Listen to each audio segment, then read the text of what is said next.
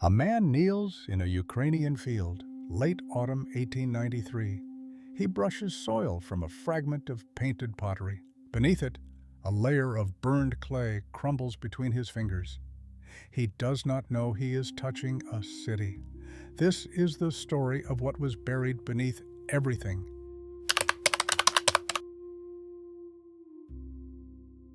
A house is burning at twilight on the plain. Its roof has caught. Its walls are glowing. A family stands 20 meters off, watching without sound. No enemy approaches. No alarm has been raised. The fire was set by the people who built the house, and they will build a new one tomorrow on the same spot on top of the ashes. A woman lifts a pot of wet clay onto a wooden turntable. She holds a reed brush wet with red iron pigment. She traces a spiral around the belly of the pot in a single motion of her wrist, without hesitation, without correction. A man in 1650 walks behind a wooden plough on the Ukrainian steppe. The blade turns up a fragment of pottery painted in spirals. He glances at it, pushes it back into the furrow with his boot, and keeps plowing. The pottery is older than any history he has been told. He will never know. Before Sumer had cities, before Egypt was unified, before any writing in any language we can read, there were cities on the plains north of the Black Sea. Cities of 15,000 people, built in concentric rings, with no defensive walls, with houses burned to the ground every 3 generations and rebuilt on the same axis. The largest of them held 3,000 houses. They lasted, in some form, for nearly 3,000 years. And then they vanished, completely. No name survived, no legend remembered, no oral tradition of any of the peoples who came after. Sumerians, Scythians, Goths, Slavs, Russians, Ukrainians, preserved a single word of what had been here. For 5,000 years, no one knew. How does a civilization of that scale disappear without a trace? How does a people leave no name behind? And what kind of accident allowed us, eventually, to find it again? A man kneels in a field in 1893 and brushes soil from a piece of painted pottery. He thinks he has found a settlement. It will take 121 years to discover the real shape of what he was touching. This is the story of what fire kept.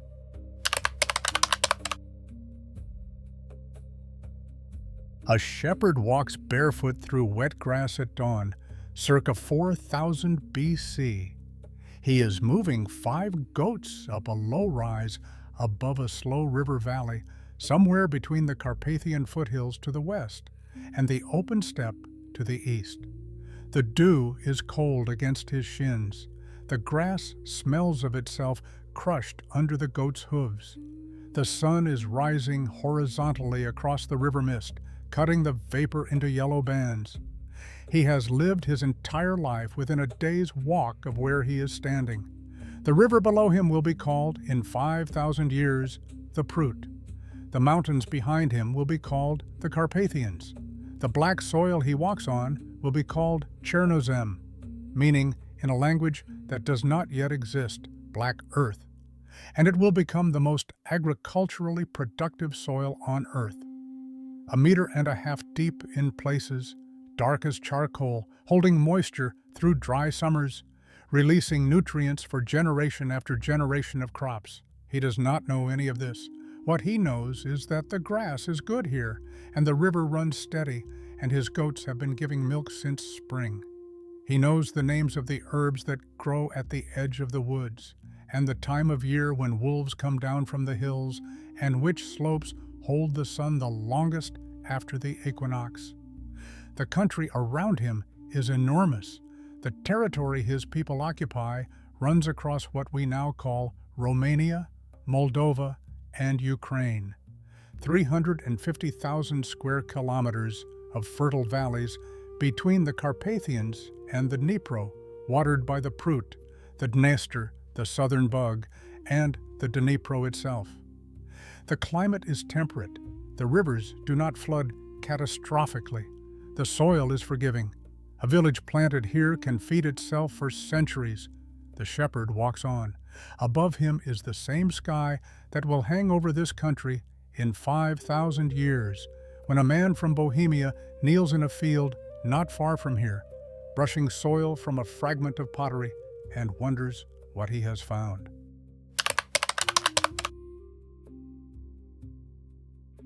A girl of perhaps 7 crouches in the packed dirt outside her family's house, circa 4000 BC. The afternoon sun is hot on her shoulders. In her cupped palms, a small lump of wet clay. She is shaping it into a figurine, a standing woman with broad hips and small breasts and a long neck, the form she has seen her mother make 100 times. The clay is cool against her fingers. Behind her, 10 paces away, her mother is loading thin loaves into the dome of an outdoor oven, and the smell of yeast and wood smoke moves through the air. The girl does not know that what she is doing is, on the scale of the world she lives in, almost without parallel. 5,000 kilometers to the southeast, on the river plain between the Tigris and the Euphrates, Sumer has no cities yet. The mound that will one day be Uruk holds a small village. Writing does not exist anywhere on Earth. Cuneiform will not be invented for another 800 years. 1,000 kilometers south, in the Nile Valley, Egypt is a series of competing chiefdoms. Pharaohs do not exist. The unification under Narmer is 6 centuries away. The pyramids are unimaginable. In central Anatolia, Satal Höyük, once a settlement of perhaps 8,000, has been emptying out for 2 centuries and is now nearly abandoned. In the Yellow River Valley, the Yangshao culture is making painted pottery in villages of a few hundred. In the forests of northern Europe, people are still hunting and gathering.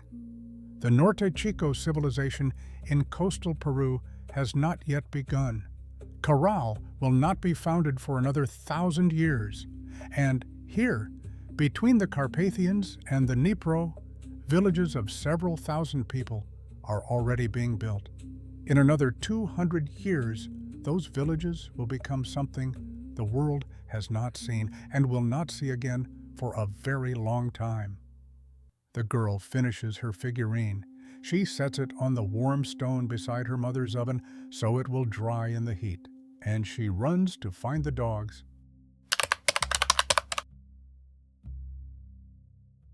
Theodore Burada is standing on the edge of a freshly opened irrigation trench in northeastern Romania, late summer 1884. He is 45 years old, an engineer by profession and a folklorist by passion.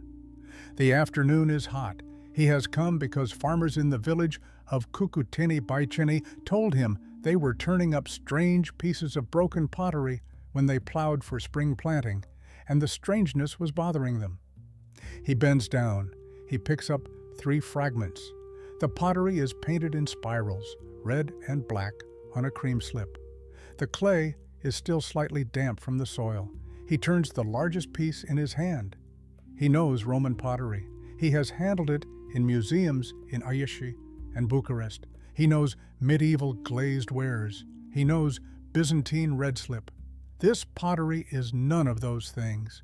The spirals are not classical. The geometry is older than Greek, older, he suspects, than any culture he has a name for. The painting has the assurance of a tradition that practiced this for centuries. He files the fragments carefully.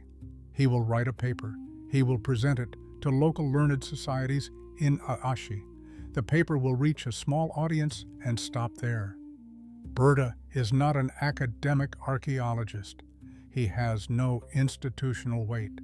The discovery will sit unrecognized in the Romanian provinces for years. 9 years later, 1,000 kilometers to the northeast, a different man will kneel in a different field outside the village of Trypillia near Kiev and find the same pottery. He will not know about Burada. The archaeologists of the Russian Empire and the archaeologists of Romania will not at first realize they are looking at the same culture.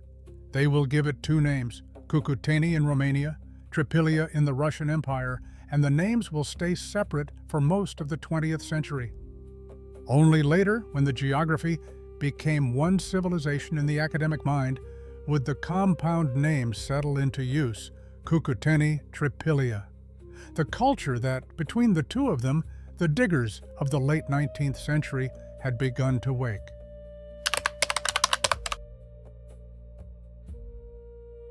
A man wades the Prut River at first light, circa 4,400 BC.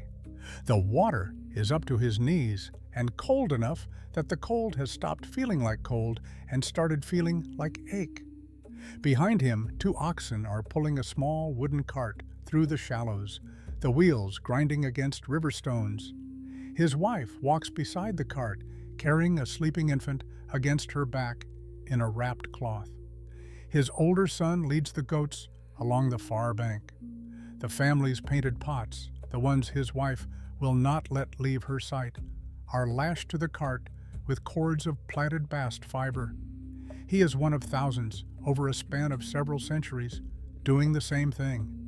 Around 4,500 BC, the descendants of the original Cucuteni settlements in the western valleys began moving eastward across the Prut, across the Dniester, across the southern Bug, and eventually across the Dnipro.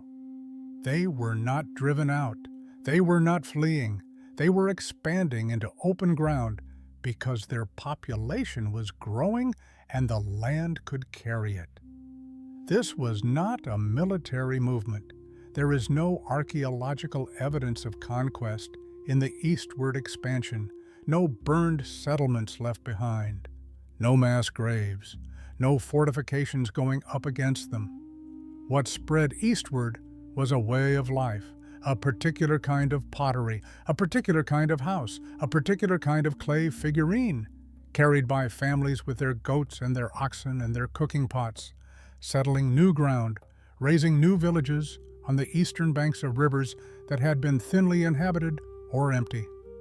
By 4,200 BC, the cultural territory had reached its full extent, 350,000 square kilometers from the Carpathians to the Dnipro. Trade networks moved copper from the Carpathians to the eastern villages, seashells from the Black Sea coast into the interior, salt from the Transylvanian deposits to settlements that had none. The man steps out of the river onto the eastern bank.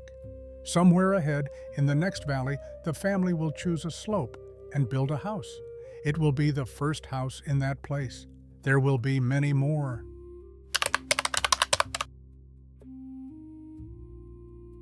A woman crouches over a tall, wet pot in a workshop with a thatched roof, circa 3900 BC. The pot stands almost as tall as her shoulder, the clay still damp enough to take a brush. In her right hand, a fine brush of clipped animal hair. In a shallow clay dish at her feet, ground iron pigment mixed with water to a dark red. With her left hand, she rotates the pot slowly on its wooden base. With her right, she draws the first spiral around the widest point of the belly. One continuous motion of the wrist, base to top, no hesitation, no correction. The clay smells of itself, raw and cool, exhaled into the warm afternoon. The pot turns under her left palm with the soft give of new earth. The spiral she has drawn is a curve she has drawn 10,000 times on 10,000 vessels since she was a child.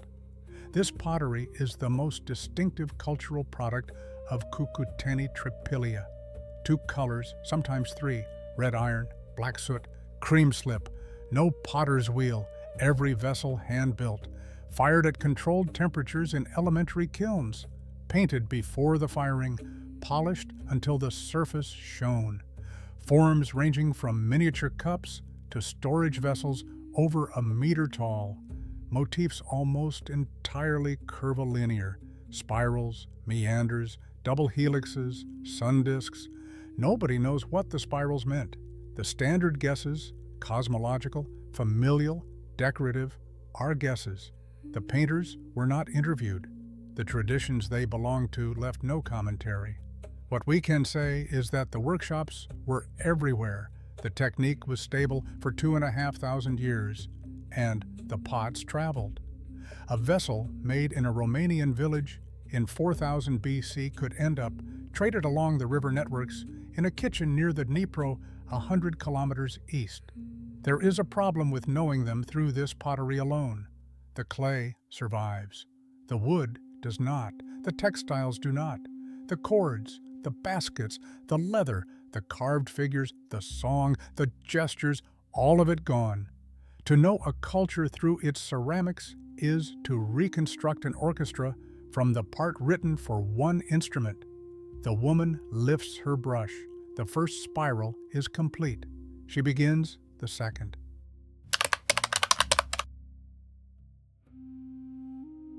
A woman stands at the second-floor hearth of her house, late in the afternoon, circa 4100 BC.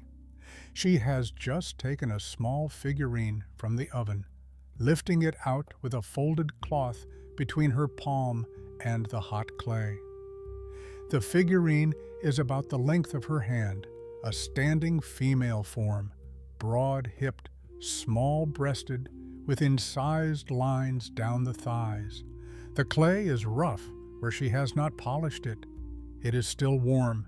She sets it on a shelf beside three others almost identical to it. The room is dim. A clay lamp burns linseed oil on the table. The smell of the oil is slow and sweet under the smell of the hearth. Her house is built on a platform of beaten clay raised half a meter above the ground. The walls are split timber packed with clay and straw. The roof is thatched with reeds from the river. There are 2 stories. The lower floor stores grain and tools. The upper floor is where the family eats and sleeps and where the household oven burns. The house measures roughly 5 meters by 10. It will hold an extended family through the winters and the summers for the better part of 3 generations. We know the houses through 3 sources. Burned platforms survive in the ground. Small clay models of houses were made and kept inside the houses themselves.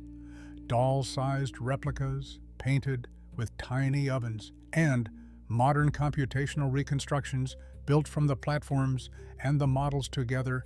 Let us walk through them in simulation. We also know about the figurines. More than 5,000 have been recovered from Cucuteni-Trypillia sites. Most of them are female. They are not large. They are not central altarpieces. They are found in the corners of houses, on shelves near hearths, in domestic contexts. The archaeologist Maria Gimbutas, working in the mid-20th century, argued they pointed to a matriarchal religion centered on a mother goddess. That argument is no longer the consensus. What we can say with confidence is that female imagery was central to domestic life. What the figurines meant remains open. The woman pulls the cloth from her palm. The figurine has cooled. She turns it once in her hand and sets it down.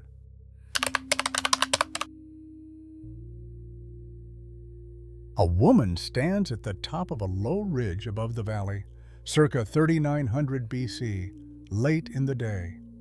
The sun has gone below the western tree line. The cold wind that comes off the open steppe is starting to cut at her ears. She has walked half an hour from the place where she lives to get here, because from this elevation, she can see the whole settlement below her. What she sees is unprecedented in the world that exists in her century. Rings of houses curve away from a central empty space below her. The houses are arranged wall to wall along the curves, forming continuous concentric arcs. The outer ring's the longest. Inside it, a second ring. Inside that, a third. Between the rings, narrow strips of open ground for livestock and gardens. Cutting across the rings, radial paths leading from the outer edge to the center. The oil lamps inside the houses are being lit one by one as the light goes. From above, the settlement looks like a great wheel of small fires. The wind carries the sound of 3,000 people winding down for the night. The hammering of someone finishing a roof, the bleat of goats being penned, the voices of women calling children in, the distant lowing of cattle from the outer pasture. This settlement is called, by archaeologists, 5,000 years from now, Majdanecka. 200 hectares, 3,000 houses, around 15,000 inhabitants at peak. It is one of several. Its sister sites in the same region of the modern Cherkasy Oblast. Talyanki, Dobrovody, Nebelivka, Bilshy Kutir are comparable in scale. Talyanki, the largest by area, covers 450 hectares. This is happening between 3,900 and 3,700 BC. At the same moment, in Sumer, the settlement that will one day become the city of Uruk is still a large village. No city of 15,000 people exists anywhere else on Earth. Not in Mesopotamia, not in Egypt, not in China, not in India, not in the Americas. The woman stays on the ridge for a few minutes longer. Below her, the wheel of fires is complete. Then she turns and walks back down the slope to her own house, somewhere in the outer ring.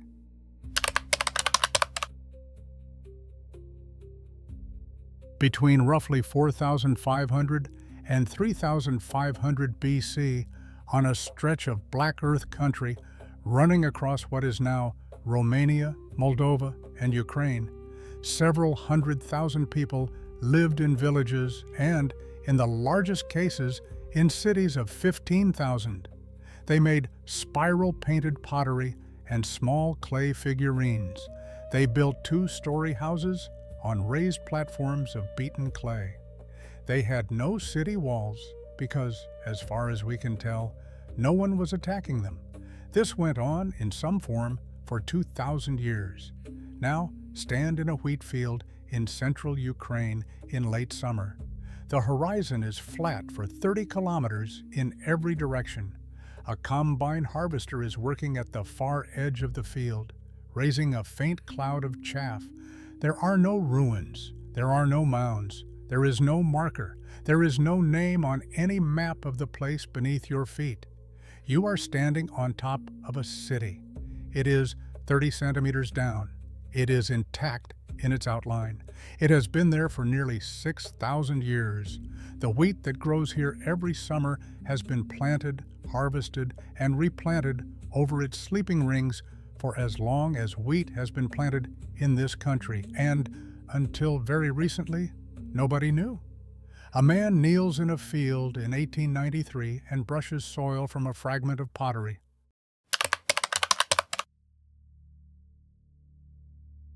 Vicente Kavoyka kneels in a freshly plowed field near the village of Trypillia, late autumn 1893. He is 43 years old. The afternoon sun is low and gold, and coming in horizontally across the furrows, casting the long shadow of his own body across the earth ahead of him. He is alone. The villagers who told him about the strange pottery have gone back to their work. He has been kneeling here for most of the afternoon. He is wearing a dark wool waistcoat over a white cotton shirt, woolen trousers, worn leather boots.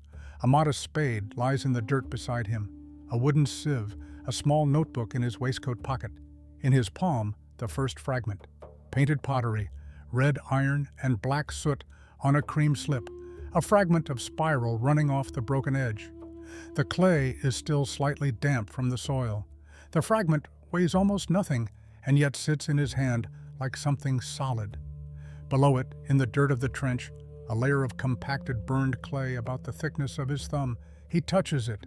It crumbles between his fingers like crushed pottery, dry and red. He does not, at this moment, know what it is. He guesses it is the floor of an old house.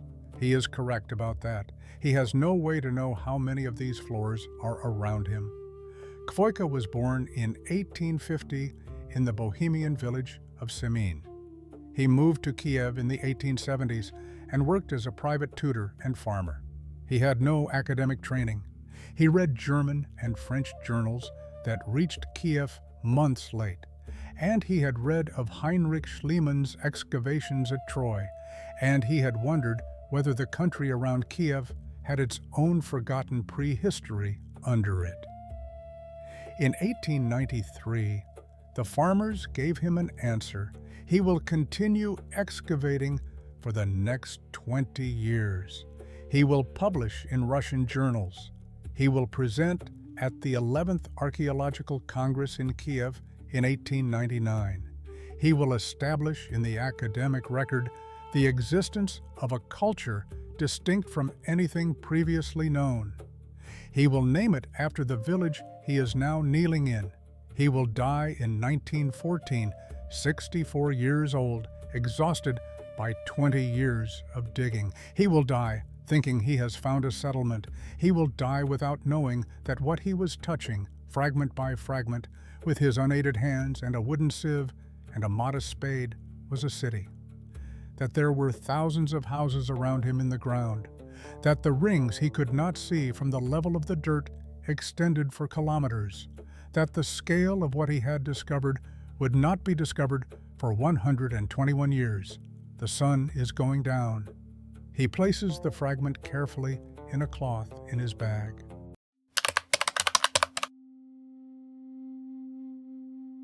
A man walks along a radial street in the middle of Maidanetska, circa 3800 BC, just before noon. He is heading inward from the outer ring toward the empty center of the city. The street is narrow, perhaps 3 meters wide, and it cuts straight across the curving rings of houses. On either side of him, walls of beaten clay rise to roof height. The houses are pressed together along the curves, sharing walls, so what he is walking through feels like a corridor cut between two long, curving buildings. Every few paces, a shadow falls across the street, the slope of one roof crossing the slope of the next. Light, shadow, light, shadow. The packed dirt of the street is dry and warm under his feet. From somewhere outside the outer ring, the smell of communal bread ovens carries on the air. The city's perimeter kilns, working since dawn.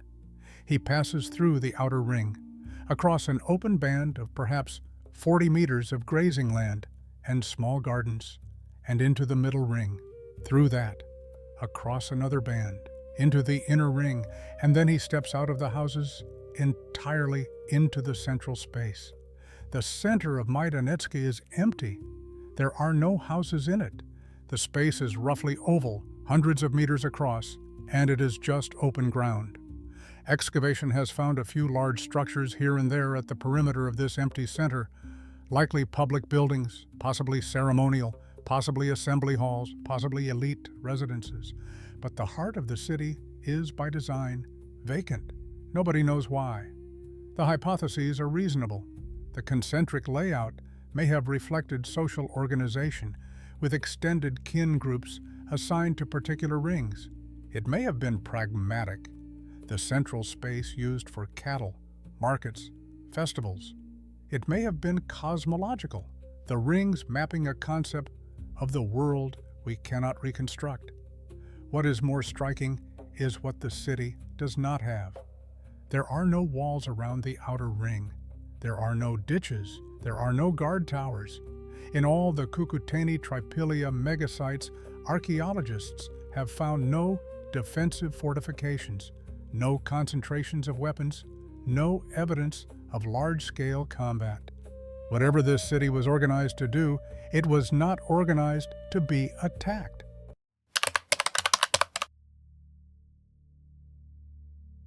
An old woman crouches by the cold hearth of her house at dusk, circa 3700 BC. The fire was put out for the last time this morning. The house is silent in a way it has not been silent in 70 years. The shelves are bare. The grain has been carried out. The looms, the cooking pots, the spindle whorls, the children's clothes have all been moved to the new house, built next door on the same axis by her sons and grandsons over the last 2 months. She reaches into a niche in the wall and lifts out the last vessel. A tall, painted pot, spirals running around its belly. She knows the weight of it. She has carried it from one corner to another all her life. She holds it in her lap. Outside, in the gathering dusk, her family is finishing the preparations. Brushwood has been packed around the base of the walls. Extra fuel has been laid against the corners. By midnight, the house will be on fire. This is the practice that defined Cucuteni-Trypillia. Every house, after roughly 3 or 4 generations of use, was deliberately burned. The empty house was set on fire and allowed to burn at very high temperatures, above 1,000 degrees Celsius, hotter than accidental fires reach. Archaeologists have found extra fuel deliberately added beneath the floors. The burning was prepared. Why they did it is genuinely contested. 5 hypotheses run in the literature, none definitive. Ritual renewal, the house's life cycle as a cosmological act. Pest control, generations of vermin and parasites cleared in the heat. Inheritance, a way of redistributing land between generations. Fuel economy, recycling timbers. Funerary, a ceremony for the house itself. A household death answering a household life. The truth is probably some combination. Cultures rarely have one reason for what they do. What we can say is what the fire actually accomplished, whether anyone intended it or not. When clay is heated above 1,000 degrees, it stops being clay. The molecular structure changes. The magnetic properties of the iron in it align with the Earth's field at the moment of cooling and hold that alignment for thousands of years. The walls and floors and ovens of every burned Cucuteni-Trypillia house became, in the moment of their destruction, indestructible. They became readable. What the family was doing this night, when they burned the old house and built the new one on the same plot, was unknowingly preparing the surface on which, 5,700 years later, an instrument would walk and see them. The old woman runs her hand around the lip of the pot. Then she lifts it and carries it out the door of the house she will not see again.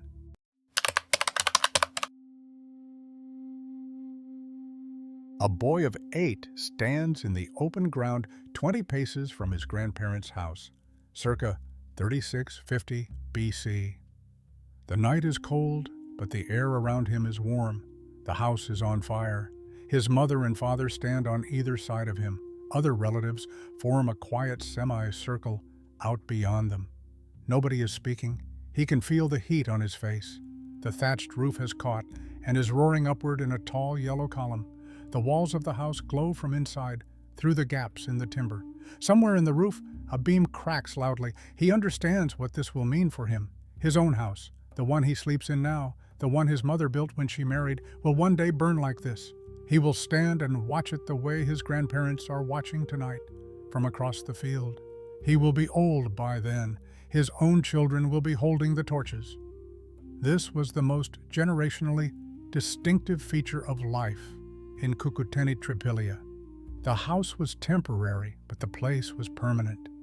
Every adult in a long lifetime saw houses burn, the one their parents had lived in, the one they had grown old in, sometimes the one they had built when they married. Houses lasted, on average, 3 to 4 generations.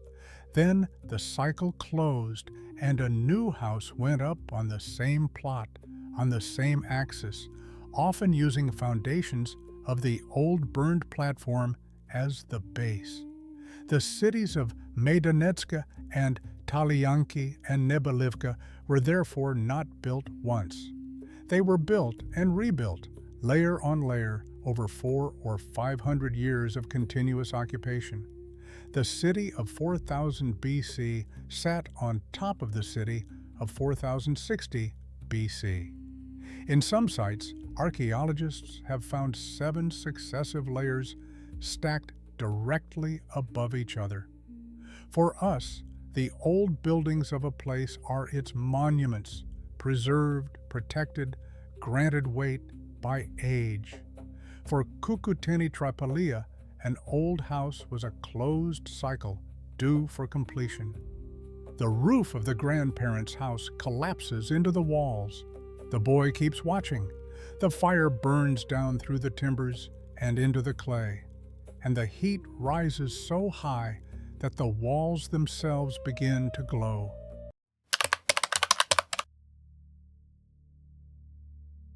A house is burning on an open plain at twilight, circa 2750 BC. Around it, 6 or 7 people stand watching at a distance, a family of 3 generations, no more. There are no other houses near them. There are no other fires on the horizon. There is no other community to come and watch this burning, the way communities once gathered to watch the burning of every house. The wind off the steppe is colder than it should be for the time of year, and it pulls the flame sideways toward the north. They do not know this is the last burning. They know things have been difficult for a long time. The rains have come less reliably. The barley has been thinner. 2 of the great cities to the south, the cities their grandparents spoke of with awe, the cities of 15,000 people in concentric rings, have been empty for 2 centuries already. The smaller cities went next. Their own settlement, once a few hundred houses, is now a few dozen. Half the platforms are weeds. The decline took 500 years. It was not a single event. The climate of the Black Sea region was cooling and drying, putting strain on the agriculture that fed the cities. From the steppe to the east, a pastoral people, the Yamnaya, mobile herders from the Pontic-Caspian grasslands, were moving westward over centuries in a slow demographic shift documented later by ancient DNA. The mechanism is debated: assimilation, displacement, slow replacement, conflict in places we cannot see. What is clear is that they came in the same centuries the Cucuteni-Trypillia cities were emptying, and there was disease. The basal lineages of Yersinia pestis, the bacterium that would much later be called plague, have been recovered from skeletons in the late Trypillian range, dated to around 3000 BC. Whether it caused mass mortality or simply moved through a population already under strain is not yet established. It is one factor among several. By 2750 BC, in some last village still keeping the old way, on the night of some last burning, a family stands and watches their house go down. There will be no new house built on this platform. In the long centuries after, other peoples will come across this country and leave their own traces in the same soil. Yamnaya, Cimmerians, Scythians, Sarmatians, Goths, Huns, Avars, Magyars, Slavs, Mongols, Cossacks, Russian Empire, Soviet Union, independent Ukraine, each of them will plow, each will plant, none will know what they are walking over. No legend will preserve the name of the people who once built cities here. No song will mention the burnings. No oral tradition of any of the successor peoples will carry a single word. The fire dies down. The family turns and walks away across the open ground. They will sleep tonight in the new house, the small one their sons built last spring. They will eat from the painted pots. They will go on for a little while. But the thread, as it was carried, ends here.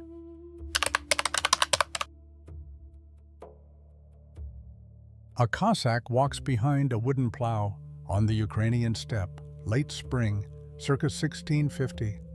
The horse is nervous of something it can smell on the wind. Wolves, perhaps, or a storm coming. The man's hands are calloused around the handles of the plow. The blade is opening the black earth in a long, slow furrow, turning up the soil that has been turned every year since his father and his father's father broke this field for the first time 3 generations ago. The blade catches on something. The plow jumps. The horse stops. He bends down. In the furrow, half buried, a fragment of pottery painted in spirals, red and black on a cream slip. He picks it up. He turns it once in his hand. The painting is strange to him, but he is a busy man in spring, and the field is not yet halfway done. He pushes the fragment back into the furrow with the sole of his boot and clicks his tongue at the horse and keeps plowing. He has done what the people of this country have done for 5,000 years. After the last Cucuteni-Trypillia village closed its doors around 2750 BC, the country was never empty for long. The Yamnaya came first, then their descendants, then the Sumerians on horseback, riding the steppe 1,000 years before Herodotus would name them. The Scythians after the Sumerians, Iranian-speaking nomads with gold work that astonished the Greeks. The Sarmatians after the Scythians, the Goths moving south through the forests in the 3rd century AD, the Huns through it all in the 5th, Avars, Magyars, the Slavic settlements taking shape from the 6th century on, becoming, eventually, the foundations of the Kievan Rus. Mongols sweeping across in the 13th century, Lithuanian and Polish lords thereafter, Cossacks, Russian Empire, Soviet Union, independent Ukraine. Every one of those peoples crossed the same ground. Every one of them plowed in the same black earth. Every one of them, at some point, turned up a fragment of spiral-painted pottery from a furrow. None of them recognized it. There were no stories in the oral traditions of the region that mentioned cities of 15,000, no songs about ring-shaped settlements, no legends about the ritual burning of houses. When Cossacks and earlier peasants did notice the fragments, they told themselves the fragments were leftovers, from giants perhaps, or from the work of unknown ancients no one alive could name. The fragments were a curiosity, nothing more. The historiography of the West, meanwhile, had its eyes elsewhere. From Herodotus onward, the great pre-classical civilizations were Mesopotamia, Egypt, the Hittites, the Greeks. Anything north of the Black Sea was barbarian country in the classical mind, fit for accounts of Scythian customs and not much else. The Black Earth plains were assumed to have been thinly inhabited until Greek colonists arrived on the coast.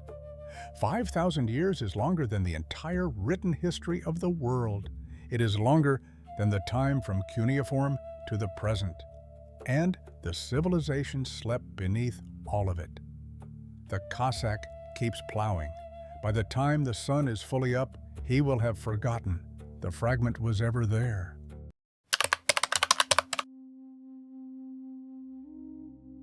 Four people are walking in parallel lines across a dry wheat field near Maidanetska in central Ukraine, summer 2014.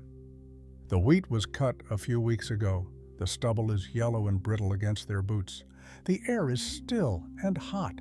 Each of them is carrying a magnetometer, a long instrument, suspended on a harness, held forward at hip height like the bow of a slow ship. Behind them, under a canvas awning at the edge of the field, a folding table holds a laptop. The laptop is building a map. The man in the lead is Mikhailo Videko of the Institute of Archaeology of the National Academy of Sciences of Ukraine. To his left, John Chapman and Biserka Gaidarska from the University of Durham. To his right, Johannes Muller from Kiel. They have been at this field in successive campaigns since 2009. They are walking back and forth across 200 hectares. What the instruments are detecting with each step is variation in the local magnetic field caused by burned clay. Every Cucuteni-Trypillia house that ever stood here was burned to over 1,000 degrees Celsius and left in the ground. Each one is now a magnetic anomaly. To a magnetometer, each house is a dark dot in an otherwise blank field. On the laptop under the awning, on the first day of the survey, there are scattered dots. On the third day, the scattered dots have begun to form a pattern. On the fourth day, the pattern is a curve. By the end of the first week, the curve has closed into a ring, and inside the ring, another ring, and inside that, another. The radial paths cutting across them, the empty oval at the center. 3,000 houses.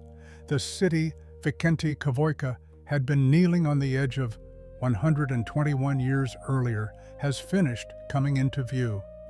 In 1893, Cavoica had thought he had found a settlement. The archaeology of the 20th century, working with shovels and trenches, had refined that to a network of villages. It took the arrival of geophysical instruments in the 2000s, magnetometers fine enough to read the burned clay below the topsoil without disturbing it, for the actual scale to surface. Majdanecka, the team would publish in 2014 and 2019, was a city of 3,000 houses in concentric rings, with a population around 15,000 at peak. It is one of several of its kind in the same region. Cavoica had touched a single burned floor with his hand. The team in 2014 walked across the whole city in 6 days. The wind moves the wheat stubble. Videco looks up from the magnetometer, out across the empty field. There is nothing visible. The instruments hum at hip height. Below the boots of the walkers, 30 centimeters down, the city sleeps in the form the fire gave it.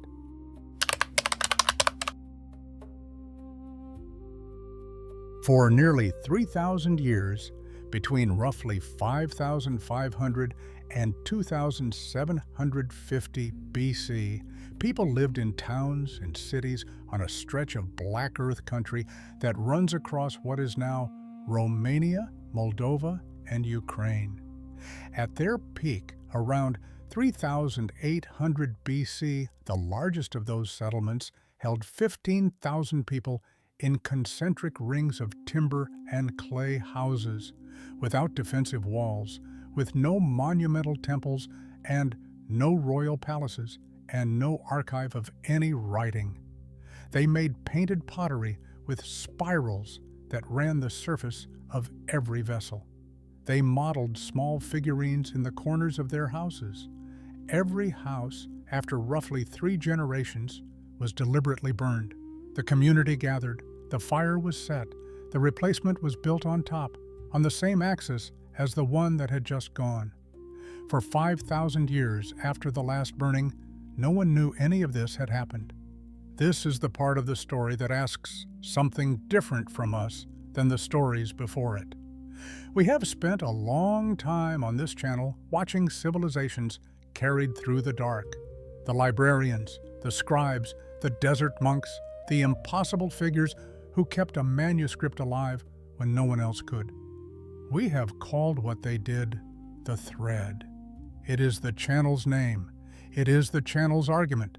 What do we do with a civilization where there was no librarian, no monk, no scribe, no Champollion? Where the people who built it left no text, and the people who came after left no memory, and there was nothing, then for 5,000 years, that any human being knowingly carried? The answer is uncomfortable and necessary, and is the reason this video exists. What was carried here was not carried by people at all. It was carried by a gesture, the burning of the house at the end of its cycle, that the people who performed it did not understand as a gesture of preservation. They were closing a household life. They were renewing the ground for the next family. They were doing whatever the 5 hypotheses, in some combination, suggest they were doing. They were not thinking about us. They were not thinking about magnetometers, which would not exist for 57 centuries. And yet, in the act of finishing the cycle, they vitrified the walls and floors of every house they ever lived in. They made the houses readable to instruments they could not have imagined. The thread here was not human. It was thermal, and this changes what the channel has been about. Up to now, the long thread has meant the gesture of someone who chose to carry. Cucuteni-Trypillia tells us that there is another kind of carrying, slower, accidental, geological, and that what we have been recovering through historical work in libraries and monasteries is only the tip of what is actually under us. The civilizations we know about are the ones that put something into writing, or built something out of stone, or left a memory in the oral tradition of a successor people. The civilizations that did none of those things, the ones that built in wood and clay, lived without script, and were forgotten by the peoples who came after, are still down there, almost all of them, in the ground. How many more are waiting? The wheat in the field above Magnetometers moves in the late summer wind. There are no ruins. There is no marker. The horizon is flat for 30 kilometers. The instruments will come back next year, and the year after that. Below the boots of whoever walks across this country, in the country itself, and in 100 others, civilizations sleep in the form the fire gave them, intact, in outline, waiting for the right tool to walk above them. We have not heard the last of any of them.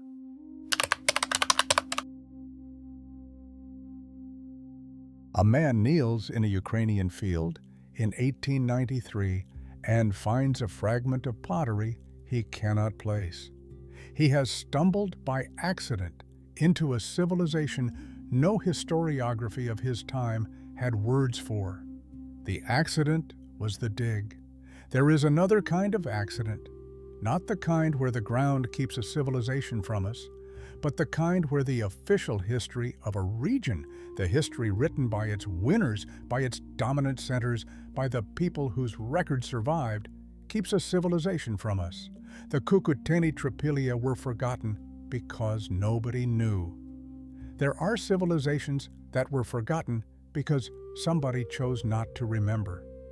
In 1929, in the southwest of what is now China, workers digging a drainage canal struck a pit they were not expecting. The pit contained bronze masks with eyes that protruded from the face on stalks, gold foil staffs, and ivory tusks stacked like cordwood.